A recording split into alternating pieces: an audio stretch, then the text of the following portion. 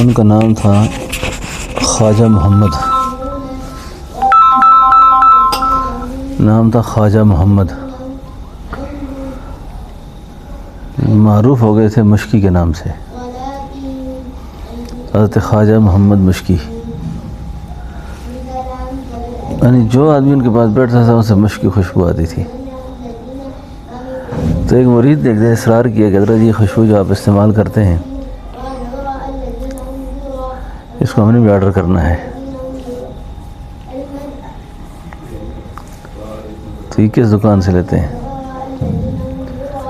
وہ ہمیشہ اس سوال کو ٹالتے تھے آگے سے۔ ایک دن اس کا اصرار بڑھ گیا تو حضرت نے فرمایا بھی بات یہ ہے کہ میں گناہوں سے بچنے کی بہت کوشش کرتا تھا۔ ایک خاتون، ایک لڑکی نے مجھے بہت پھنسانے کی کوشش کی، لیکن میں ہمیشہ اس سے بچتا تھا۔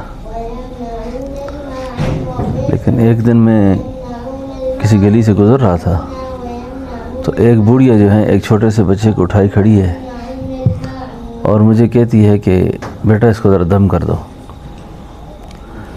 جب میں دم کرنے لگا اس کو تو وہ بوڑھیا بڑی تجربہ کار تھی، مجھے کہتی ہے بیٹا اللہ کا نام دیکھو گلیوں راستوں میں نہیں لیتا آدمی، یہ اندر جا کے لے لو۔ وہ مجھے پھنسا کے اندر لے گئی۔ وہی لڑکی جو میرا پیچھا کرتی تھی وہ اندر بیٹھی ہوئی تھی۔ اس خاتون نے مجھے کہا کہ میں آپ کو بدنام کروں گی۔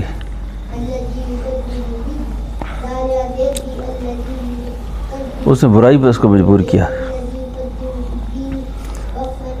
یہ اللہ کے خوف سے لرزتے رہے۔ آدمی یہ جو کہتا ہے نا جی گناہوں سے بچنا ممکن نہیں رہا، بچنا چاہے تو اللہ تعالیٰ بچاتے ہیں، نہ بچنا چاہے تو نہیں بچاتے۔ یوسف علیہ السلام زلیخا سے بچنا چاہتے تھے نا، دروازوں کو تالے پڑے ہوئے تھے، اگر دیکھیں تو چابیاں تو نہیں تھیں ان کے پاس، لیکن یہ یوسف علیہ السلام نے نہیں سوچا تھا اس وقت کہ ہاتھ لگنے سے تالے کھلتے بھی ہیں کہ نہیں کھلتے، لیکن ہاتھ لگائے کھل گئے۔ یعنی اس کو ہمت کہتے ہیں نا۔ خواجہ محمد مشکی رحمۃ اللہ علیہ نے سوچا کہ ابھی میں کیا تدبیر کروں یہاں سے بھاگنے کی۔ اس خاتون سے کہنے لگے کہ مجھے تقاضے کی جگہ بتاؤ آپ کے گھر میں، واش روم یا فلش تو نظام تو نہیں تھے اس زمانے میں، تو کوئی بھی جگہ بتائی وہاں جا کے تقاضا کرو۔ حضرت فرمایا کرتے تھے خواجہ مشکی کہ میں جب گیا وہاں جتنی غلاظت پہلے سے پڑی ہوئی تھی وہ ساری اٹھا کے اپنے اوپر مل لی، اور اپنا پخانہ بھی اپنے اوپر مل لیا۔ آگے کھڑا ہو گیا اس کے سامنے، میری یہ پوزیشن ہے۔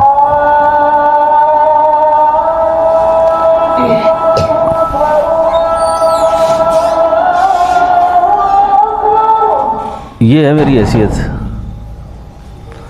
اس خاتون نے ڈنڈے مار کے گھر سے نکالا۔ جب یہ گھر سے نکلے وہاں سے اپنے گھر پہنچے، غسل کیا،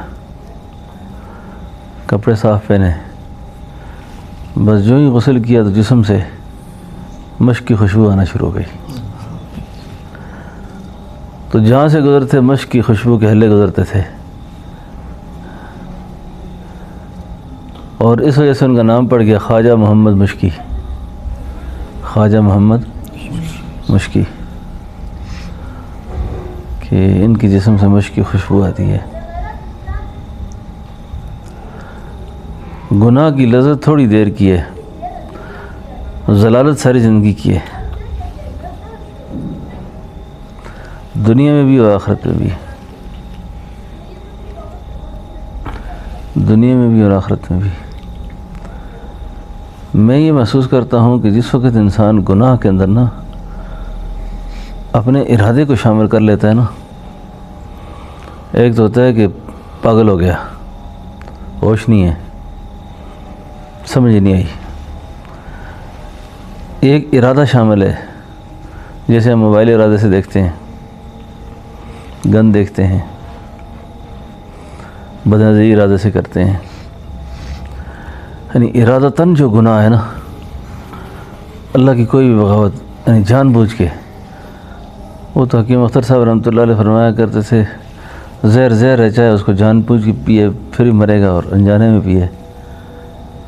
لیکن میرے خیال یہ ہے کہ اللہ تعالیٰ اس میں کچھ مہربانی کر دیں گے کہ جس میں آدمی کو نسیان ہے، بھول ہے، لیکن ارادتاً جو گناہ ہے معلوم بھی ہے کہ غلط ہے یہ، پھر بھی کرتا ہے، اس کا مطلب یہ ہے کہ اس کے دل میں اللہ کی کوئی اہمیت نہیں ہے، یعنی اللہ کے حکم کی کوئی اہمیت دل میں نہیں ہے. یہ اللہ کو نہیں جانتا کہ کیا اللہ کون ہے. یہ ایسے گناہوں کی جو نوسط ہوتی ہے وہ بڑی خطرناک ہوتی ہے. اللہ تعالیٰ ڈھیل دے دیتے ہیں، پھر 1 دفعہ 2 دفعہ 3 دفعہ.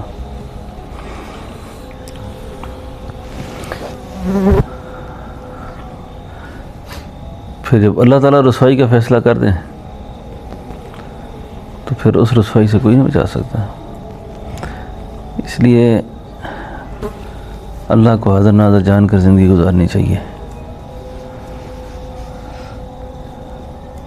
پورے سلوک کا خلاصہ یہی ہے. اور یہ دولت حاصل نہیں ہو رہی تو روئیں، دوڑ کریں، پیچھے لگیں اس کے، کب تک؟ جب تک حاصل نہ ہو جائے، جب تک حاصل نہ ہو جائے. کوئی نہیں دیکھتا، کون دیکھتا ہے؟ یہ تنبیہ الغافلین ہمارے پاس ادھر پڑی ہوئی ہے، اس کی تعلیم کرنی چاہیے. اچھا، یہ فقی ابو اللہ سمرقندی رحمۃ اللہ علیہ کی ہے نا، بڑی اچھی کتاب ہے یہ. اس میں ایک حدیث قدسی ہے.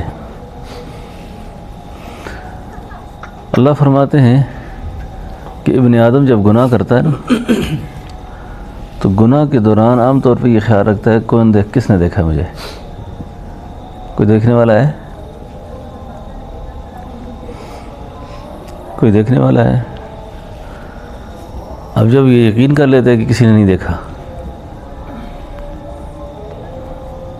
اور سمجھتے ہیں کہ میں اب یہ آزاد ہوں بالکل، اور اللہ کی کسی بڑی نافرمانی کا ارتکاب کرتا ہے، وہ بدکاری ہے اور کوئی گندا کام ہے، لیکن وہ ہوتا مطمئن ہے. اللہ پاک فرشتوں سے کہتے ہیں کہ فرشتوں، اس ابن آدم نے سب سے زیادہ حقیر مجھے سمجھا ہے، اس کے دل میں میری کوئی اہمیت نہیں تھی، لوگوں سے تو اس نے شرم کیا کہ وہ بھی نہ دیکھے، وہ بھی نہ دیکھے، اور اس کا گمان یہی تھا کہ کسی نے نہیں دیکھا، لیکن میرے بارے میں کوئی گمان نہیں تھا اس کا، میں بھی ساتھ ہوں ہر جگہ. بعض ہماری پریشانیوں کا سبب بھی ایسی چیزیں ہوتی ہیں کہ آپ جان بوجھ کر حرکت کرتے ہیں، پتہ ہے حرام ہے، پتہ ہے غلط ہے،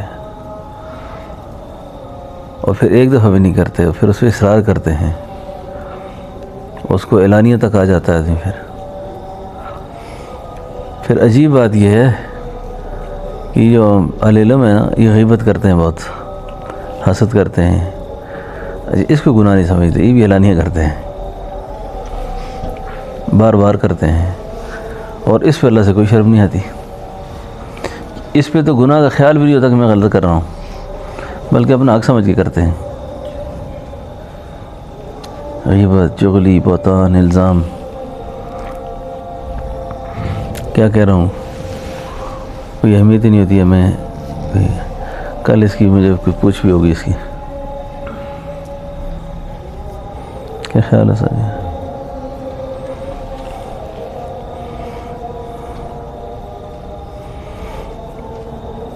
تو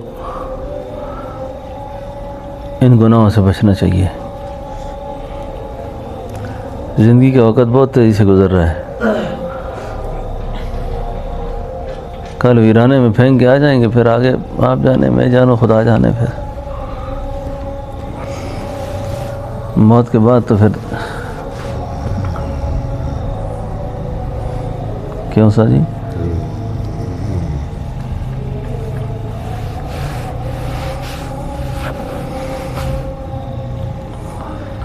قاری حنیف صاحب ملتانی تھے نا آپ کے، وہ بڑے خطیب تھے نا، تھے تو نابینے نا، اندھے تھے نا. تو ملتان کے ڈی سی نے کوئی گڑبڑ کر دی کسی زمانے میں نا، تو وہ کہتے تھے جس کو ویرانے میں پھینک کے آئیں گے نا، فرشتے پوچھیں گے من رب ہوگا، یہ کہے گا میں ملتان کا ڈی سی تھا. میں ملتان کا ڈی سی تھا. پھر یہ ڈی سی نہیں چلے گا ادھر، فرشتہ نے لمحے پا دینے. فرشتے تو لمحہ کر دے گی آگے سے.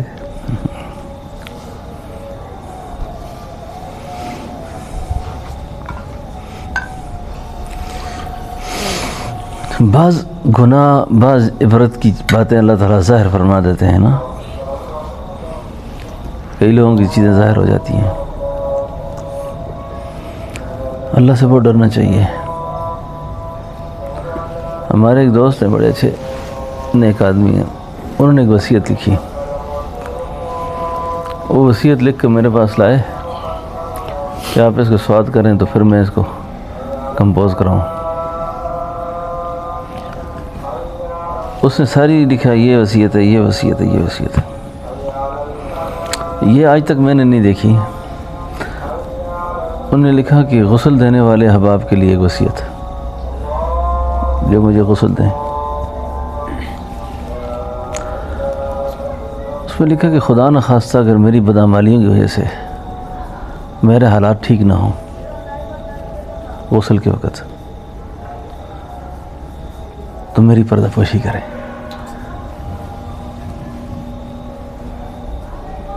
میں لرز گیا پڑھ کے اس کو.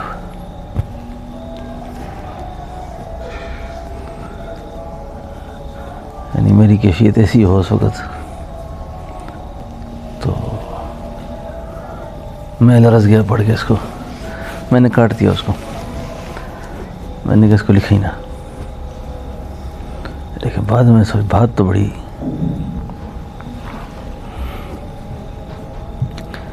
خاص بات ہے. تو اپنے اس انجام پر بھی نگاہ رکھنی چاہیے.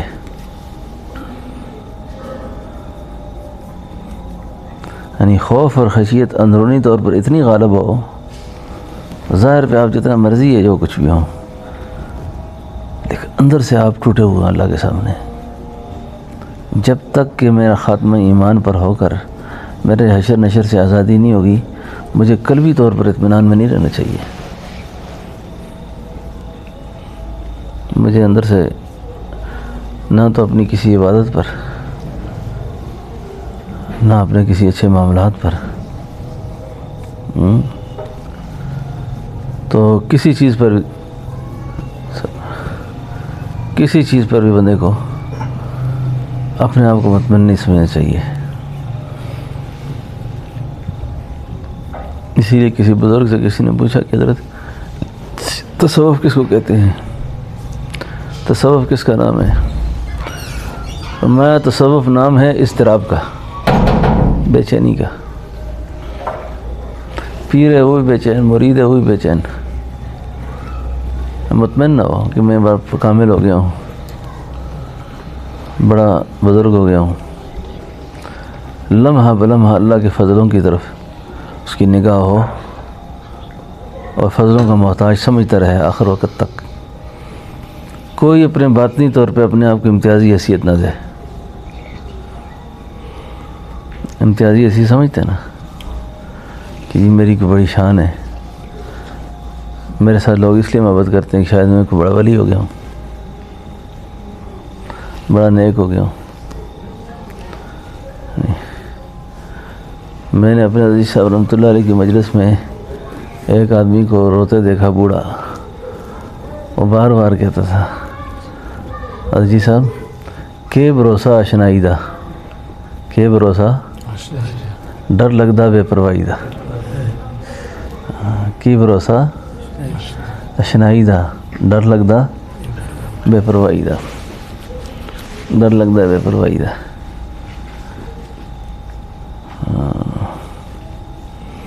حقارت سے نہ دیکھ اہل طوفان اہل ساحل کو، حقارت سے اہل طوفان اہل. کبھی ایسا بھی ہوتا ہے کنارے ڈوب جاتے ہیں سمندر میں. کبھی ایسا بھی ہوتا ہے.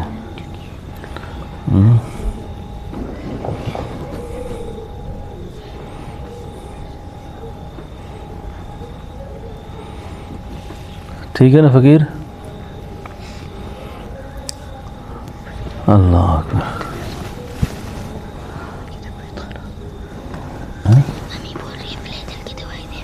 آ رہا ہوں دیتا ہوں.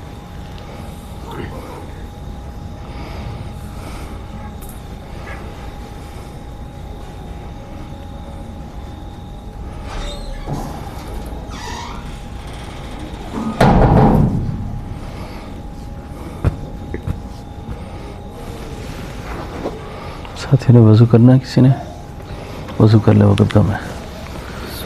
ربنا تقبل منا وتب علینا